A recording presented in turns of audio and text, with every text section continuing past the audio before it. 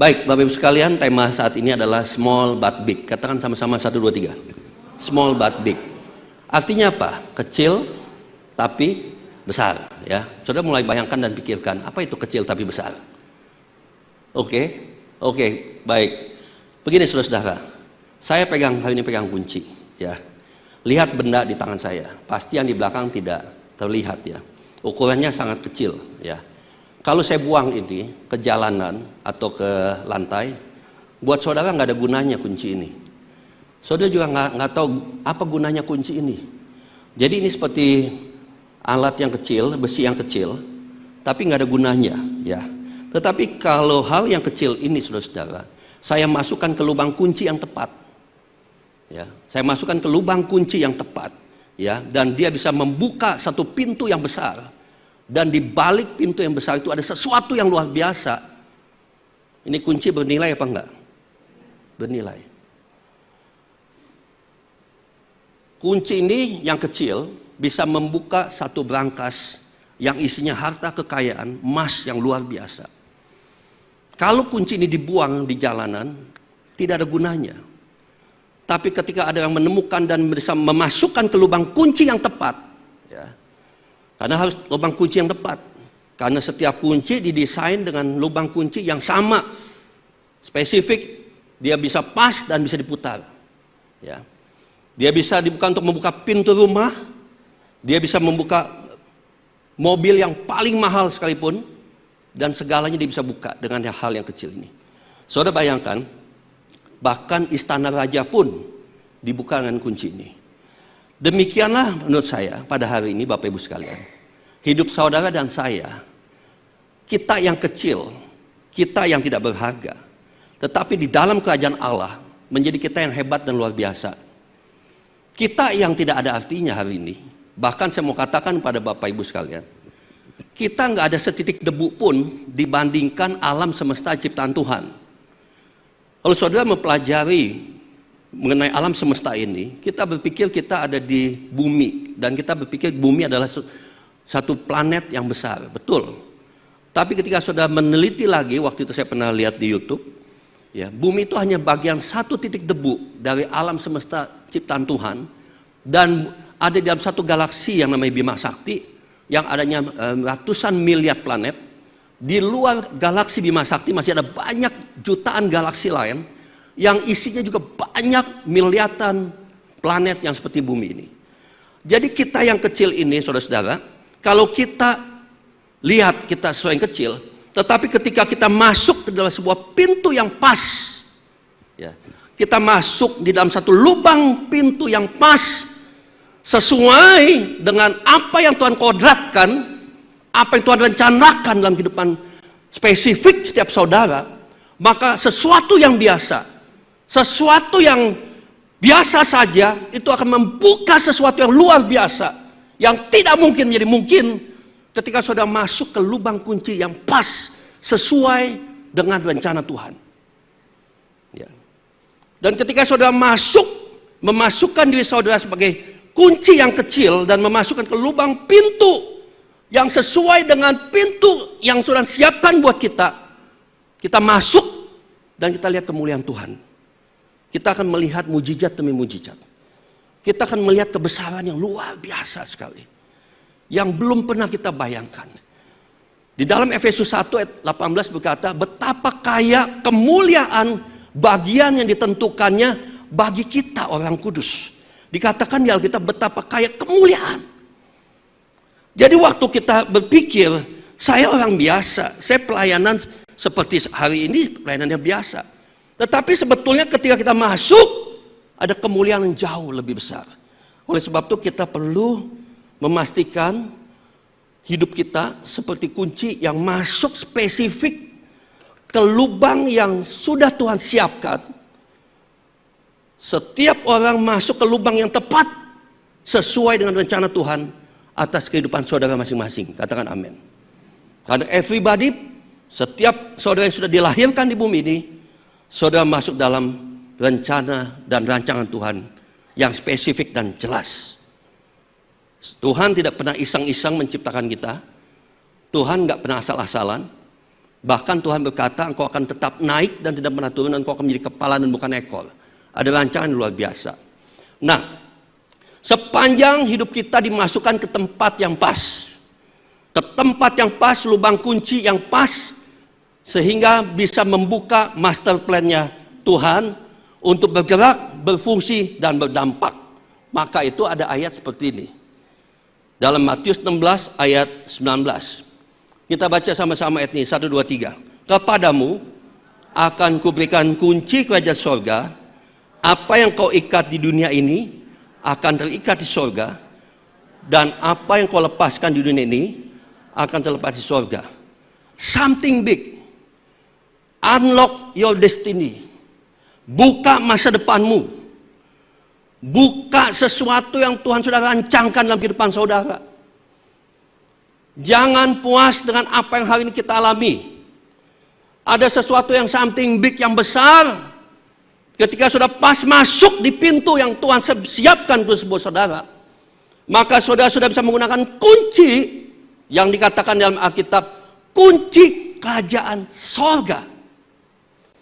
Saudara bisa unlock masa depan saudara ketika saudara bisa membuka kerajaan sorga.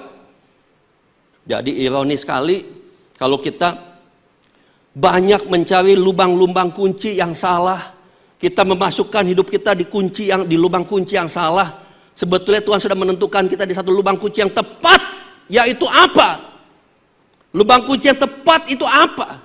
Everybody has a calling. Setiap orang punya panggilan khusus yang spesifik sesuai dengan rencana Tuhan.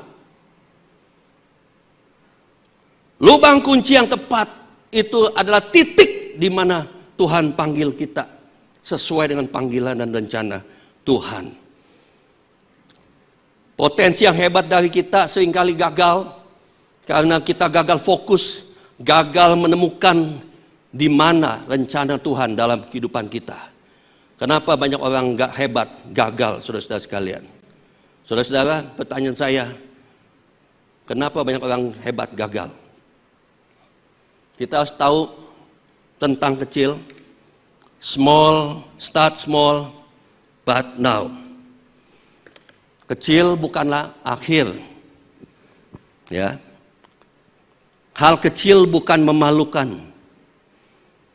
Allah selalu mulai dari hal yang kecil. Ya saudara, Allah selalu memulai dari hal yang kecil. Ukuran Tuhan selalu dari hal yang kecil. Kita lihat ayat ini dalam Matius 25 ayat 21. Ya.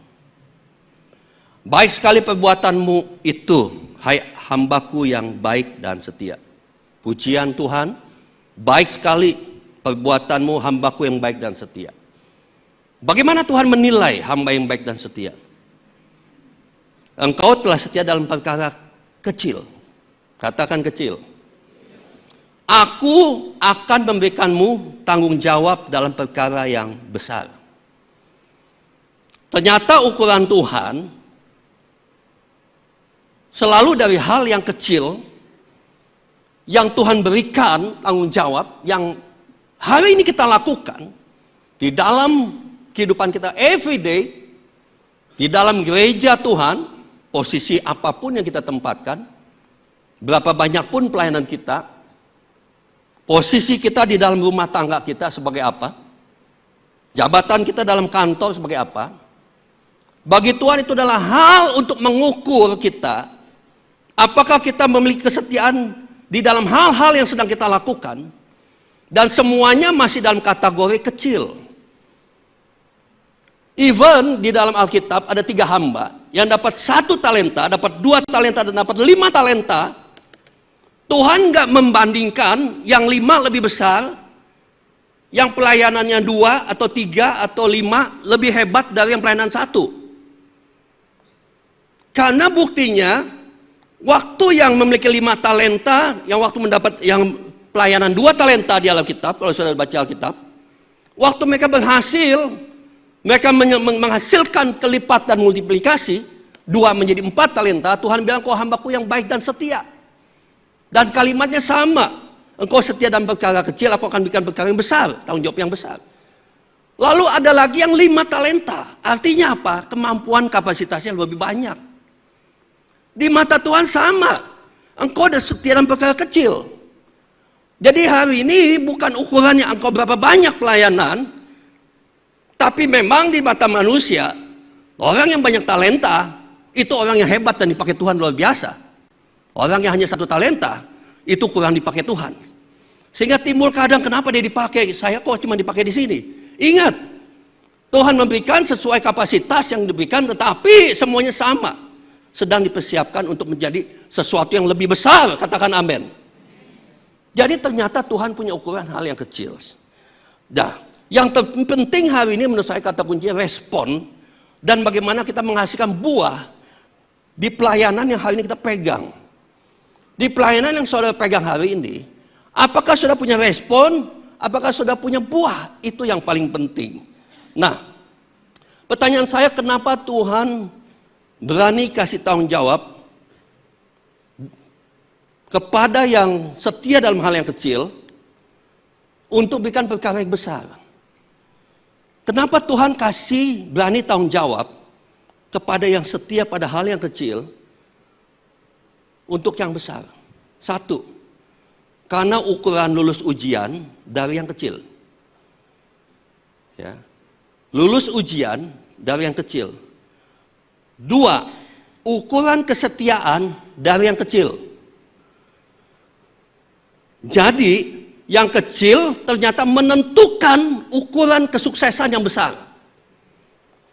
Saudara, selalu kita mungkin berdoa, Tuhan, tambahkanlah. Tuhan, tambahkan kapasitas. Tuhan menambahkan kapasitas melihat dari ukuran kita. Kalau yang kecil berhasil, Tuhan, saya nggak bisa bilang 100%, ada kemungkinan gagal juga. Tapi Tuhan dikatakan dia yakin dan percaya orang yang setia dalam hal-hal kecil, diberikan tanggung jawab sebuah pelayanan, memiliki tingkat kedisiplinan yang baik, respon yang baik, mengikuti standar ukuran di mana dia melayani, di mana dia bekerja di perusahaan, di mana dia punya standar sebagai seorang bagian dari keluarga. Tuhan melihat, mata Tuhan memandang, bukan ukurannya siapa yang pernah khotbah, siapa yang pernah jadi WL, siapa yang pernah jadi UG, bukan. Tapi siapa yang punya respon, setia, bertanggung jawab, disiplin, membangun hidupnya, maka dia akan siap dapat hal yang besar. Saya mengutip dari ayat ini. Lukas 16 ayat 10 kita baca sama-sama, 1, 2, 3.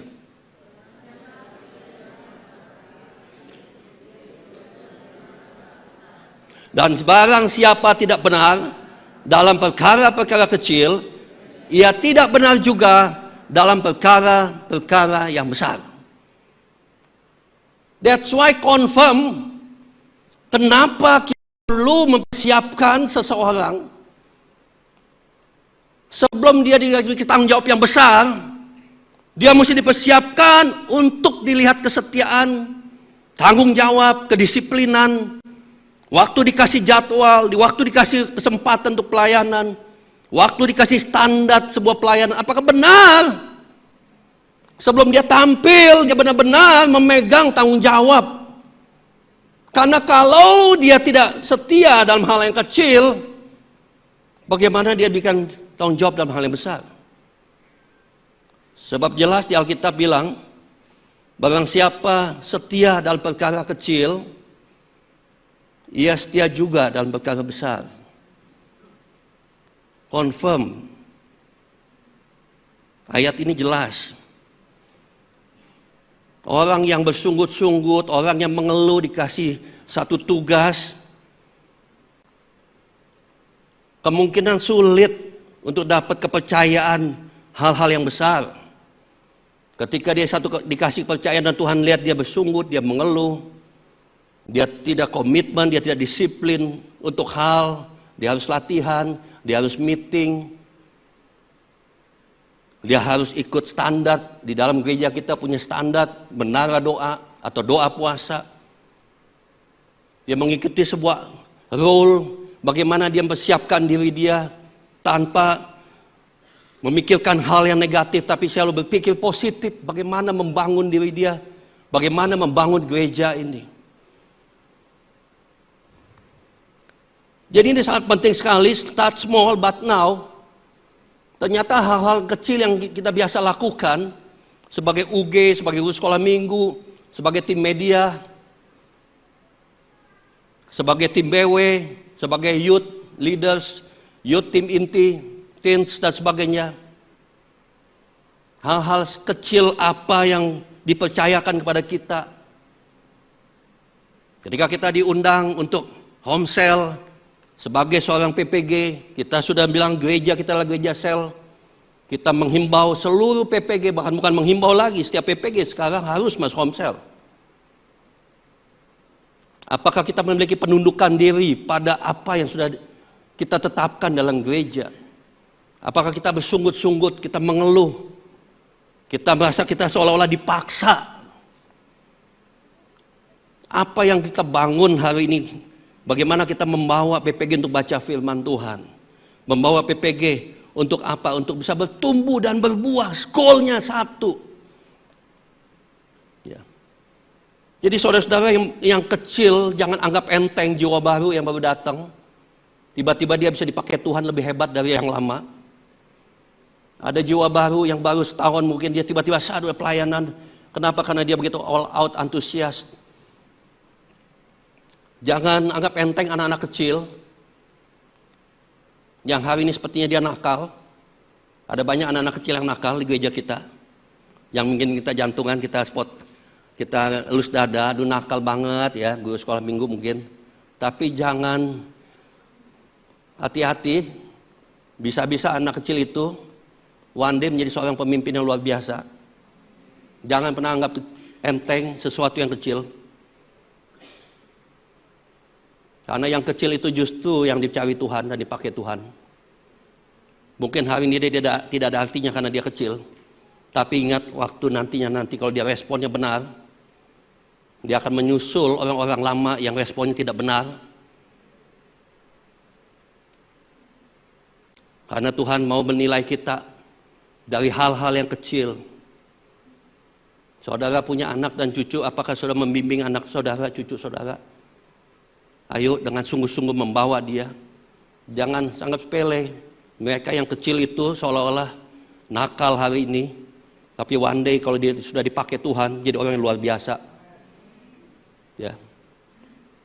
Saudara tahu bahwa kita setia dalam hal yang kecil, yang tidak terlihat, doa dan baca firman. Itu luar biasa. Orang yang senang berdoa dan baca Alkitab. Bukan pelayanan yang terlihat, tapi itu pelayanan kepada diri kita, membaca Alkitab dan berdoa melayani Tuhan secara personal, itu luar biasa. Saya kagum dengan orang yang setia baca Alkitab dan berdoa setiap hari, saya kagum, saya hormat, saya respect dengan orang yang setiap hari baca Alkitab dan berdoa. Karena dia setia dalam hal yang kecil. Bukan untuk hal yang besar yang tidak terlihat oleh manusia. Dia mengunci dirinya 1 jam berdoa dan baca Alkitab. Yang tahu cuma Tuhan. Orang ini one day akan diangkat oleh Tuhan. Kalau kita mau belajar untuk mempraktikkan kata saling satu sama lain, saling melayani, saling membangun, bukan saling sikut, itu juga Tuhan perhatikan. Siapa yang saling membangun, saling melayani, saling mengasihi, saling mengampuni, itu juga hal yang kecil. Tidak terlihat dalam pelayanan yang spektakuler. Tapi di situ juga diperhatikan oleh Tuhan. Ya. Saat kita mengerjakan apa yang diminta oleh otoritas di mana kita ditempatkan. Sepanjang saudara dia bawa sebuah otoritas, entah itu pemerintah, entah itu keluarga, entah itu gereja, atau saudara kerja, di mana saudara ditempatkan. Itu adalah seizin Tuhan. Saudara ditempatkan dimanapun adalah seizin Tuhan.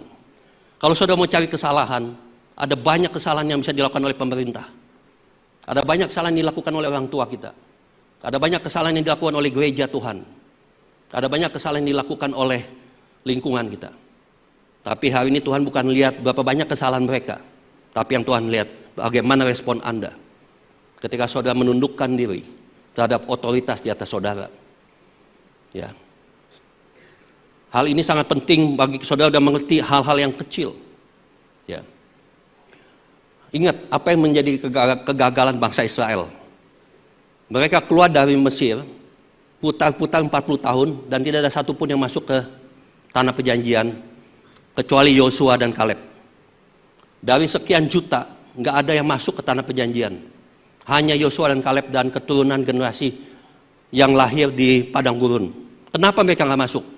Mengeluh dan tidak tunduk pada otoritas. Berbantah-bantah dengan perintah Tuhan dan berbantah-bantah kepada pimpinan Musa. Saudara, dalam hal ini saudara-saudara sekalian perhatikan baik-baik. Sudah 40 tahun keliling-keliling, gagal masuk tanah perjanjian. Padahal tanah itu sudah dimilikan oleh Tuhan. Sudah dimiliki, tinggal diambil. Tapi mereka gagal. Karena mereka bersungut-sungut pada Tuhan dan tidak tunduk pada otoritas. Saat saudara mendisiplin diri saudara menjadi lilin-lilin kecil, saudara nggak perlu menjadi lilin, menjadi obor yang besar dahulu, membakar untuk hutan, membakar yang besar. Saudara cukup jadi lilin-lilin kecil di gereja Tuhan di tempat ini.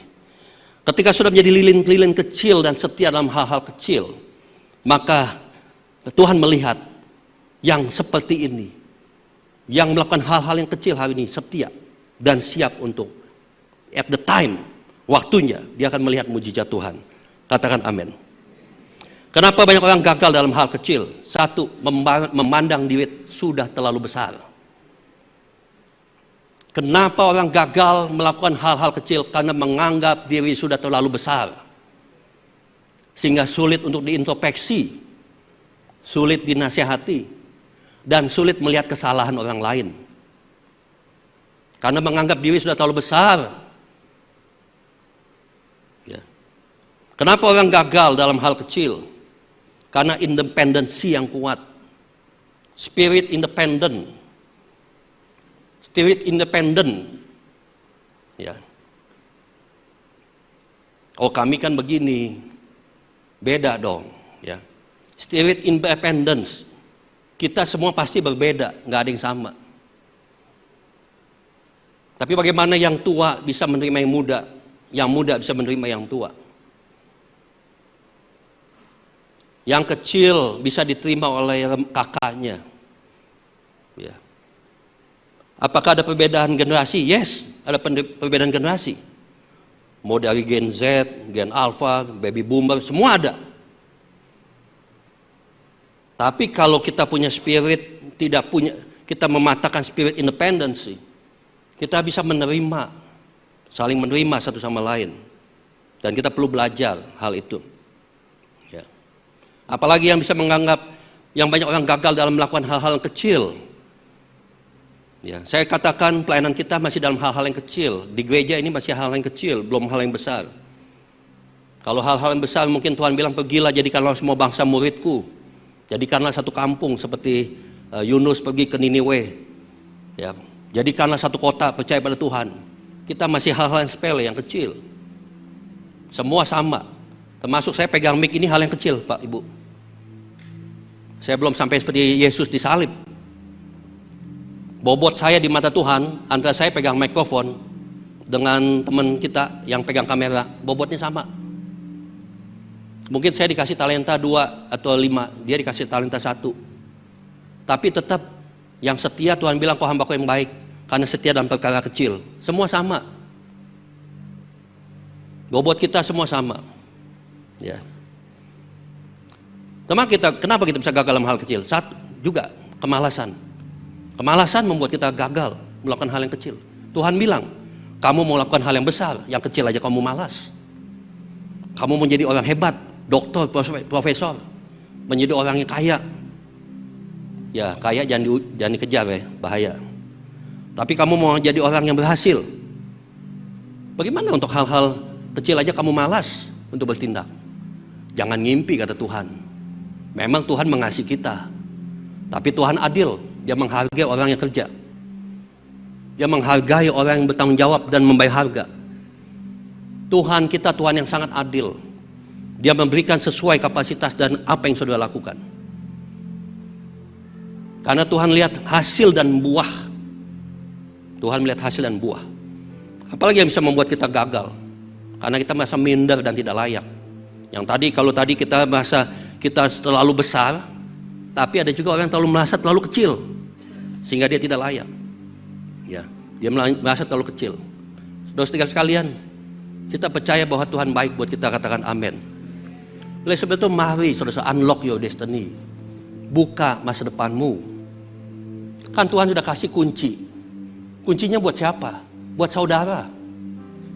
Ingat, Tuhan sudah kasih kunci buat saudara untuk buka pintu kerajaan surga. Kuncinya Sakius, kenapa dia berjumpa dengan Yesus? Kenapa dia sampai Tuhan mau datang, Tuhan melihat dia, menoleh ke dia, dan datang ke dia, dan mau masuk menumpang di rumah dia. Kenapa? Karena Sakius tidak bergantung sama orang lain. Dia mengejar Tuhan by himself. Tidak ada yang mendorong dia, tidak ada yang memaksa dia. Bahkan di dalam keterbatasan dia dengan tubuh yang pendek, dia cari cara bagaimana dia berlari mengejar untuk melihat Tuhan. Sampai satu titik dia gagal untuk melihat Tuhan karena dia badan pendek. Dia tidak putus asa. Dia naik ke atas pohon dan dia melihat Tuhan. Akibat gila-gilaan itu, akibat dia melakukan perbuatan seperti itu, Tuhan melihat dia. Yang sebetulnya Tuhan tidak ada rencana untuk datang. Tuhan hanya sekedar lewat di satu kota. Tapi ketika Tuhan lagi lewat, Tuhan tercuri perhatian dengan satu orang yang ada di atas pohon. Dan mata ketemu mata. Saudara, something big hanya ada di zona pemikiran Tuhan. Something big hanya akan terjadi jika saudara main di zona pikirannya Tuhan.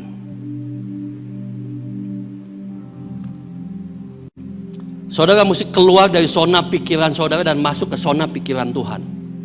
Katakan amin. Dengarkan baik-baik, renungi baik-baik, pahami firman Tuhan, sharingkan firman Tuhan, dan lakukan apa kata firman.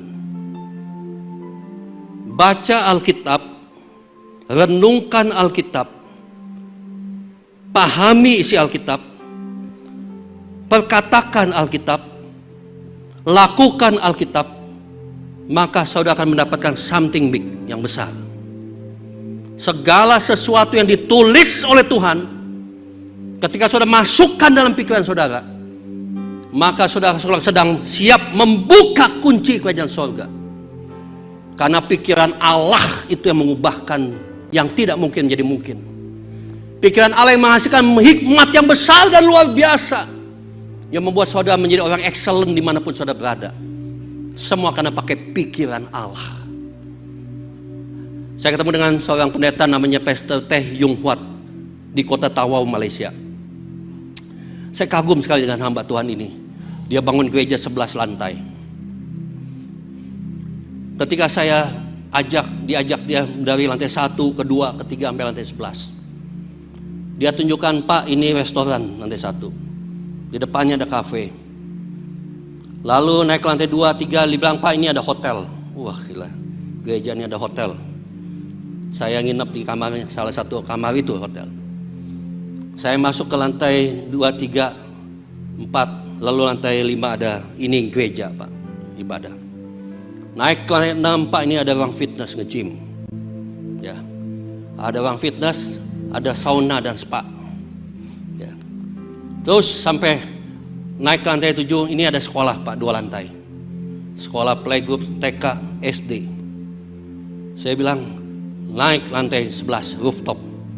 Ada meja, kami makan malam bersama-sama di rooftop. Menikmati alam kota Tawau. Lihat, karena gedung ini nomor 2 tertinggi di kota Tawau. Pokoknya orang kalau datang Tawau tahu ini gedung. Ya, kita melihat keliling luar biasa. Di luar area gereja ada satu restoran yang terkenal, kue tiaw siremnya. Tapi memang nggak kalah, Maharaja nggak kalah rasanya. Ya, saya bersyukur sama Maharaja, makanannya memang khusus anak-anak raja. Ya. Saya tanya, Pak, omset berapa? Waktu pandemi omsetnya mencapai 3 miliar setahun. Salah, Pak. Mbak tahu, dia cerita. Untuk kami membangun ini, banyak orang menganggap saya itu hanya ambisius. Saya bukan seorang hamba Tuhan. Saya hanya mementingkan hal-hal seperti ini.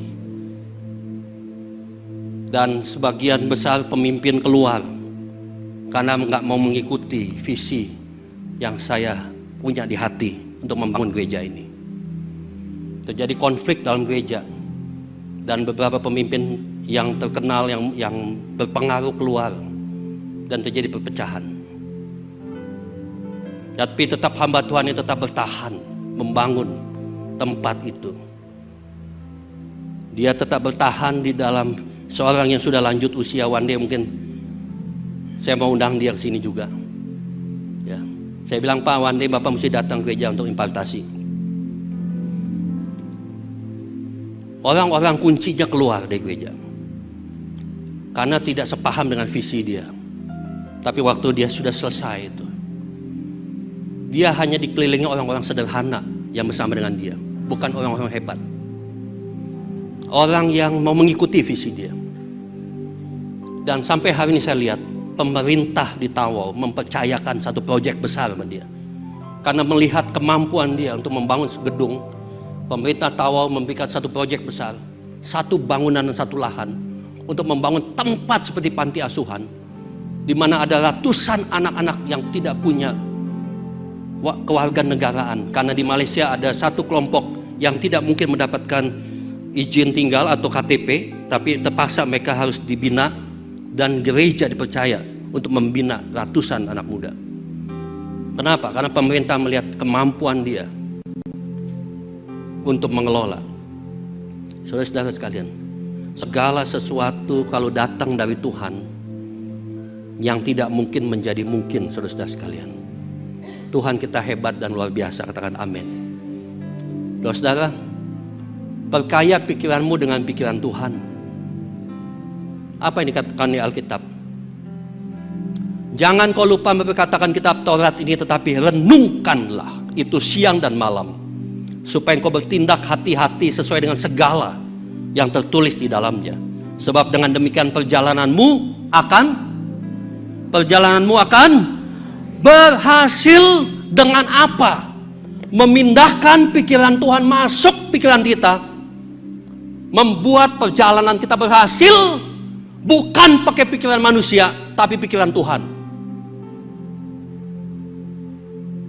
Bukan pakai pikiran manusia, tapi pikiran Allah masuk sehingga kita menjadi berhasil, beruntung dalam Alkitab. Ketika kita rajin membaca Alkitab, kita sedang rajin berjalan menuju pikiran Allah. Saudara-saudara sekalian, perubahan terjadi saat pikiran Allah mengendalikan setiap langkah kita. Ingat Bapak Ibu sekalian, ya.